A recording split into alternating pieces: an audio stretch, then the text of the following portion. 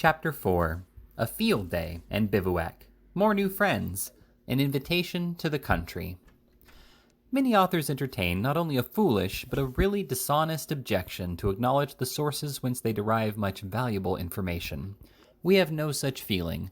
We are merely endeavoring to discharge in an upright manner the responsible duties of our editorial functions, and whatever ambition we might have felt under other circumstances to lay claim to the authorship of these adventures, a regard for truth forbids us to do more than claim the merit of their judicious arrangement and impartial narration. The Pickwick papers are our New River head, and we may be compared to the New River Company. The labors of others have raised us for an immense reservoir of important facts. We merely lay them on and communicate them in a clear and gentle stream through the medium of these pages to a world thirsting for Pickwickian knowledge. Acting in this spirit and resolutely proceeding on our determination to avow our obligations to the authorities we have consulted, we frankly say that to the notebook of Mr. Snodgrass we indebted for the particulars recorded in this and the succeeding chapter, particulars which, now that we have disburdened our consciences, we shall proceed to detail without further comment. The whole population of Rochester and the adjoining towns rose from their beds at an early hour of the following morning, in a state of the utmost bustle and excitement. A grand review was to take place upon the lines. The maneuvers of half a dozen regiments were to be inspected by the eagle eye of the commander-in-chief. Temporary fortifications had been erected, the citadel was to be attacked and taken, and a mine was to be sprung. Mr. Pickwick was, as our readers may have gathered from the slight extract we have given from his description of Chatham, an enthusiastic admirer of the army. Nothing could have been more delightful to him, nothing could have harmonized so well with the peculiar feeling of each of his companions as this sight. Accordingly, they were soon afoot, and walking in the direction of the scene of action, towards which crowds of people were already pouring from a variety of quarters. The appearance of everything on the lines denoted that the approaching ceremony was one of the utmost grandeur and importance. There were sentries posted to keep the ground for the troops, and servants on the batteries keeping places for the ladies, and sergeants running to and fro with vellum-covered books under their arms, and Colonel Boulder, in full military uniform on horseback, galloping first to one place and then to another, and backing his horse among the people, and prancing and curvetting, and shouting in a most alarming manner, and making himself very hoarse in the voice and very red in the face, without any assignable cause or reason whatever. Officers were running backwards and forwards, first communicating with Colonel Boulder, and then ordering the sergeants, and then running away altogether, and even the very privates themselves looked from behind their glazed stocks with an air of mysterious solemnity, which sufficiently bespoke the special nature of the occasion. Mr. Pickwick and his three companions stationed themselves in the front of the crowd, and patiently waited the commencement of the proceedings. The throng was increasing every moment, and the efforts they were compelled to make to retain the position they had gained sufficiently occupied their attention during the 2 hours that ensued. At one time there was a sudden pressure from behind, and then Mr. Pickwick was jerked forwards for several yards with a degree of speed and elasticity highly inconsistent with the general gravity of his demeanor. At another moment there was a request to keep back from the front, and then the butt end of a musket was either dropped upon Mr. Pickwick's toe to remind him of the demand, or thrust into his chest to ensure its being complied with. Then some facetious gentleman on the left, after pressing sideways in a body and squeezing Mr. Snodgrass into the very last extreme of human torture, would request to know "where he was a shovin' to," and when Mr. Winkle had done expressing his excessive indignation at witnessing this unprovoked assault, some person behind would knock his hat over his eyes and beg the favor of his putting his head in his pocket. These and other practical witticisms, coupled with the unaccountable absence of Mr. Tupman, who had suddenly disappeared and was nowhere to be found, rendered their situation upon the whole rather more uncomfortable than pleasing or desirable. At length that low roar of many voices ran through the crowd which usually announces the arrival of whatever they had been waiting for. All eyes were turned in the direction of the sally-port. A few moments of eager expectation, and colors were seen fluttering gaily in the air. Arms glistened brightly in the sun. Column after column poured onto the plain. The troops halted and formed. The word of command rang through the line. There was a general clash of muskets as arms were presented, and the commander-in-chief, attended by Colonel Boulder and numerous officers, cantered to the front. The military band struck up all together. The horses stood upon 2 legs each, cantered backwards and whisked their tails about in all directions. The dogs barked, the mob screamed, the troops recovered, and nothing was to be seen on either side as far as the eye could reach, but a long perspective of red coats and white trousers, fixed and motionless. Mr. Pickwick had been so fully occupied in falling about and disentangling himself miraculously from between the legs of horses that he had not enjoyed sufficient leisure to observe the scene before him until it assumed the appearance we have just described. When he was at last enabled to stand firmly on his legs, his gratification and delight were unbounded. "Can anything be finer or more delightful?" he inquired of Mr. Winkle. "Nothing," replied that gentleman, who had had a short man standing on each of his feet for the quarter of an hour immediately preceding. "It is indeed a noble and a brilliant sight," said Mr. Snodgrass, in whose bosom a blaze of poetry was rapidly bursting forth, "to see the gallant defenders of their country drawn up in brilliant array before its peaceful citizens, their faces bearing not with warlike ferocity, but with civilized gentleness, their eyes flashing not with the rude fire of rapine or revenge, but with the soft light of humanity and intelligence." Mr. Pickwick fully entered into the spirit of this eulogium, but he could not exactly re-echo its terms, for the soft light of intelligence burned rather feebly in the eyes of the warriors, inasmuch as the command "Eyes front" had been given, and all the spectators saw before him was several thousand pair of optics staring straight forward, wholly divested of any expression whatever. "We are in a capital situation now," said Mr. Pickwick, looking round him. The crowd had gradually dispersed in their immediate vicinity, and they were nearly alone.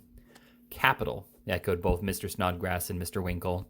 "What are they doing now?" inquired Mr. Pickwick, adjusting his spectacles. I rather think," said Mr. Winkle, changing color, "I rather think they're going to fire." "Nonsense," said Mr. Pickwick hastily. "I really think they are," urged Mr. Snodgrass, somewhat alarmed. "Impossible," replied Mr. Pickwick. He had hardly uttered the word when the whole half-dozen regiments leveled their muskets as if they had but one common object, and that object the Pickwickians, and burst forth with the most awful and tremendous discharge that it ever shook the earth to its centers, or an elderly gentleman off his.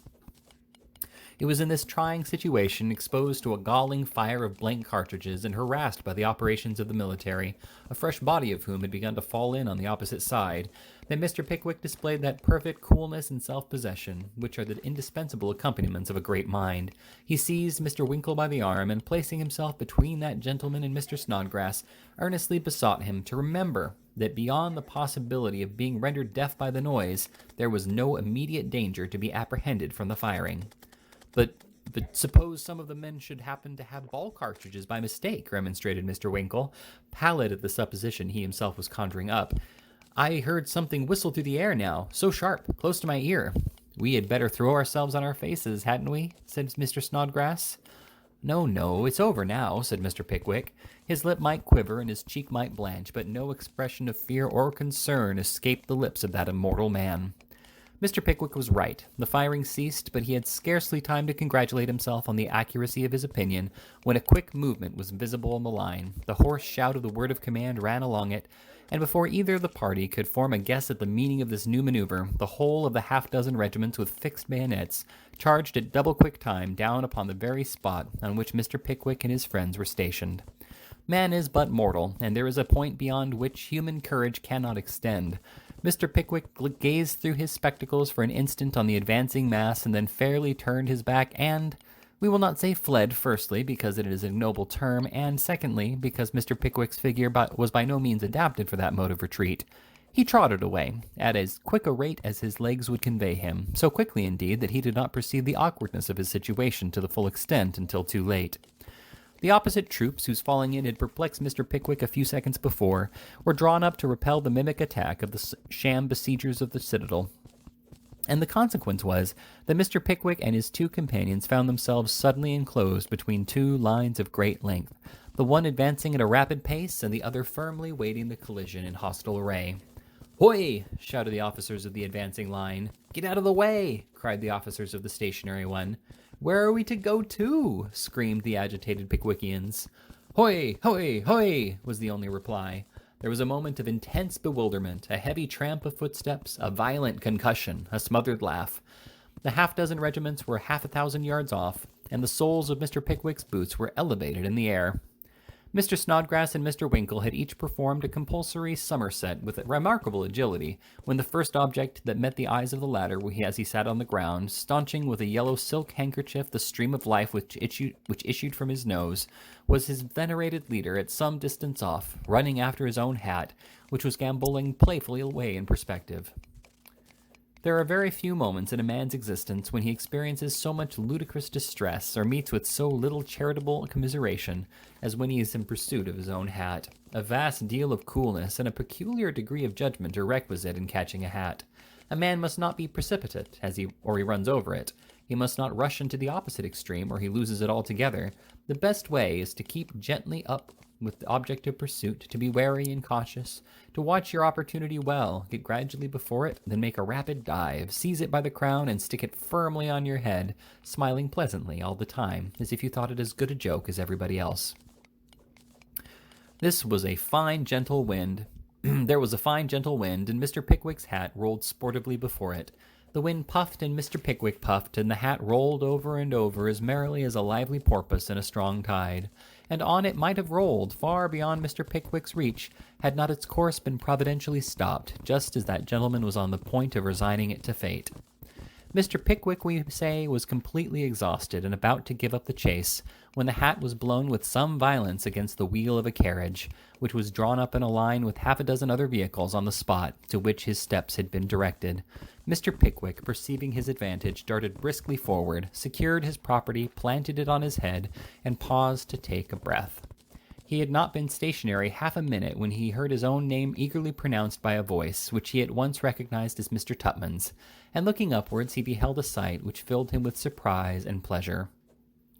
In an open barouche, the horses of which had been taken out, the better to accommodate it to the crowded place, stood a stout old gentleman in a blue coat and bright buttons, corduroy breeches and top boots, two young ladies in scarves and feathers, a young gentleman apparently enamored of one of the young ladies in scarves and feathers, a lady of doubtful age, probably the aunt of the aforesaid, and Mr. Tupman, as easy and unconcerned as if he had belonged to the family from the first moments of his infancy. Fastened up behind the barouche was a hamper of spacious dimensions, one of those hampers which always awakens in a contemplative mind associations connected with cold fowls, tongues, and bottles of wine. And on the box sat a fat and red-faced boy in a state of somnolency, whom no speculative observer could have regarded for an instant without setting down as the official dispenser of the contents of the before-mentioned hamper, when the proper time for their consumption should arrive. Mr. Pickwick had bestowed a hasty glance on these interesting objects when he was again greeted by his faithful disciple. "Pickwick, Pickwick," said Mr. Tupman, "come up here, make haste." "Come along, sir, pray, come up," said the stout gentleman. "Joe, dang that boy, he's gone to sleep again. Joe, let down the steps." The fat boy rolled slowly off the box, let down the steps, and held the carriage door invitingly open. Mr. Snodgrass and Mr. Winkle came up at that moment. "Room for you all, gentlemen," said the stout man. "Two inside and one out. Joe, make room for one of these gentlemen on the box. Now, sir, come along." And the stout gentleman extended his arm and pulled first Mr. Pickwick and then Mr. Snodgrass into the barouche by main force. Mr. Winkle mounted to the box. The fat boy waddled to the same perch and fell fast asleep instantly. "Well, gentlemen," said the stout man, "very glad to see you. Know you very well, gentlemen, though you mayn't remember me. I spent some evenings at your club last winter, picked up my friend Mr. Tupman here this morning, and very glad I was to see him. Well, sir, and how are you? You do look uncommon well, to be sure." Mr. Pickwick acknowledged the compliment and cordially shook hands with the stout gentleman in the top boots. "Well, and how are you, sir?" said the stout gentleman, addressing Mr. Snodgrass with a paternal anxiety. "Charming, eh? Well, that's right. And how are you, sir?" to Mr. Winkle. "Well, I am glad to hear you say you are well. Very glad I am, to be sure. My daughter's gentleman, my gals these are, and that's my sister, Miss Rachel Wardle. She's a miss, she is, and yet she ain't a miss, sir, eh?" And the stout gentleman playfully inserted his elbow between the ribs of Mr. Pickwick and laughed very heartily. "Lor, brother," said Miss Wardle with a deprecating smile. True, said the stout gentleman. "No one can deny it. Gentlemen, I beg your pardon. This is my friend Mr. Trundle. And now you all know each other. Let's be comfortable and happy and see what's going forward. That's what I say. So the stout gentleman put on his spectacles, and Mr. Pickwick pulled out his glass, and everybody stood up in the carriage and looked over somebody else's shoulder at the evolutions of the military. Astounding evolutions they were, one rank firing over the heads of another rank and then running away, and then the other rank firing over the heads of another rank and running away in their turn, and then forming squares with officers in the center, and then descending the trench on one side with scaling ladders and ascending it on the other again by the same means, and knocking down barricades of baskets and behaving in the most gallant manner possible. Then there was such a ramming down of the contents of enormous guns on the battery with instruments like magnified mops, such a preparation before they were let off, and such an awful noise when they did go, that the air resounded with the screams of ladies. The young Mrs. Wardle were so frightened that Mr. Trundle was actually obliged to hold one of them up in the carriage, while Mr. Snodgrass supported the other, and Mr. Wardle's sister suffered under such a dreadful state of nervous alarm that Mr. Tupman found it indispensably necessary to put his arm round her waist to keep her up at all. Everybody was excited except the fat boy, and he slept as soundly as if the roaring of cannon were his ordinary lullaby. "Joe! Joe!" said the stout gentleman when the citadel was taken and the besiegers and besieged sat down to dinner. "Dang that boy, he's gone to sleep again. Be good enough to pinch him, sir. In the leg, if you please. Nothing else wakes him. Thank you. Undo the hamper, Joe." The fat boy, who had been effectually roused by the compression of a portion of his leg between the finger and thumb of Mr. Winkle, rolled off the box once again and proceeded to unpack the hamper with more expedition than could have been expected from his previous inactivity. "Now we must sit close," said the stout gentleman. After a great many jokes about squeezing the ladies' sleeves and a vast quantity of blushing at sundry jocose proposals that the ladies should sit in the gentlemen's laps, the whole party was stowed down in the barouche, and the stout gentleman proceeded to hand the things from the fat boy, who had mounted up behind for the purpose, into the carriage. "Now, Joe, knives and forks." The knives and forks were handed in, and the ladies and gentlemen inside and Mr. Winkle on the box were each furnished with those useful instruments. "Plates, Joe, plates." A similar process employed in the distribution of the crockery. "Now, Joe, the fowls." Dang that boy, he's gone to sleep again. "Joe! Joe!" Sundry taps on the head with a stick, and the fat boy with some difficulty roused from his lethargy. "Come, hand in the eatables." There was something in the sound of the last word which roused the unctuous boy. He jumped up, and the leaden eyes which twinkled behind his mountainous cheeks leered horribly upon the food as he unpacked it from the basket. "Now make haste," said Mr. Wardle, for the fat boy was hanging fondly over a capon, which he seemed wholly unable to part with. The boy sighed deeply, and bestowing an ardent gaze upon its plumpness, unwillingly consigned it to his master. "That's right, look sharp. Now the tongue, now the pigeon pie. Take care of that veal and ham, mind the lobsters, take the salad out of the cloth, give me the dressing." Such were the hurried orders which issued from the lips of Mr. Wardle as he handed in the different articles described and placed dishes in everyone's hands, and on everybody's knees, an endless number. "Now ain't this capital?" inquired that jolly personage when the work of destruction had commenced. "Capital," said Mr. Winkle, who was carving a fowl on the box. "Glass of wine? With the greatest pleasure. You'd better have a bottle to yourself up there, hadn't you? You're very good. Joe!" "Yes, sir." He wasn't asleep this time, having just succeeded in abstracting a veal patty. "Bottle of wine to the gentleman on the box. Glad to see you, sir." "Thankee." Mr. Winkle emptied his glass and placed the bottle on the coach box by his side. "Will you permit me to have the pleasure, sir?" said Mr. Trundle to Mr. Winkle. "With great pleasure," replied Mr. Winkle to Mr. Trundle, and then the two gentlemen took wine, after which they took a glass of wine round, ladies and all. How dear Emily is flirting with the strange gentleman," whispered the spinster aunt, with true spinster aunt-like envy to her brother, Mr. Wardle. "Oh, I don't know," said the jolly old gentleman. "All very natural, I dare say. Nothing unusual, Mr. Pickwick. Some wine, sir?" "Nothing unusual. Mr. Pickwick, some wine, sir." Mr. Pickwick, who had been deeply investigating the interior of the pigeon pie, readily assented. "Emily, my dear," said the spinster aunt with a patronizing air, "don't talk so loud, love." "Lor, aunt." "Aunt and the little old gentleman want to have it all to themselves, I think," whispered Miss Isabella Wardle to her sister Emily. The young ladies laughed very heartily, and the old one tried to look amiable, but couldn't manage it. "Young girls have such spirits," said Miss Wardle to Mr. Tupman, with an air of gentle commiseration, as if animal spirits were contraband, and their possession without a permit a high crime and misdemeanor. "Oh, they have," replied Mr. Tupman, not exactly making the sort of reply that was expected from him. "It's quite delightful." "Hum," said Miss Wardle, rather dubiously. "Will you permit me," said Mr. Tupman in his blandest manner, touching the enchanting Rachel's wrist with one hand and gently elevating the bottle with the other. "Will you permit me?" "Oh, sir," Mr. Tupman looked most impressive, and Rachel expressed her fear that more guns were going off, in which case, of course, she should have required support again. "Do you think my dear niece is pretty?" whispered their affectionate aunt to Mr. Tupman. "I should if their aunt wasn't here," replied the ready Pickwickian with a passionate glance. "Oh, you naughty man. But really, if their complexions were a little better, don't you think they would be nice-looking girls by candlelight?" "Yes, I think they would," said Mr. Tupman with an air of indifference. "Oh, you quiz, I know what you were going to say." "What?" inquired Mr. Tupman, who had not precisely made up his mind to say anything at all. "You were going to say that Isabel stoops. I know you were. You men are such observers. Well, so she does, it can't be denied, and certainly if there is one thing more than another that makes a girl look ugly, it is stooping. I often tell her that when she gets a little older, she'll be quite frightful." "Well, you are a quiz." Mr. Tupman had no objection to earning the reputation at so cheap a rate, so he looked very knowing and smiled mysteriously. "What a sarcastic smile," said the admiring Rachel. "I declare I'm quite afraid of you." "Afraid of me?